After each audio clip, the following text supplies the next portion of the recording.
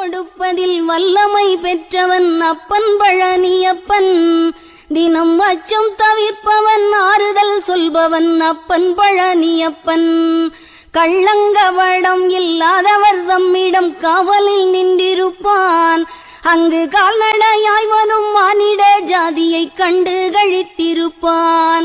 துள்ளி வரும்படி வெளுக்கு மேலொரு ஜோதி பிளம்பும் உண்டோ? அந்த சுப்பையன் போலொரு அற்புத தெய்வத்தை சொல்ல மொழியும் உண்டோ? வெள்ளி முகம்பனி ரெண்டையும் கண்டவின் வேறொரு சொர்க்கம் உண்டோ? ஆண்டி வேஷத்திலாயினும் வீரத்திலாயினும் வேலனை வெல்வதுண்டோ?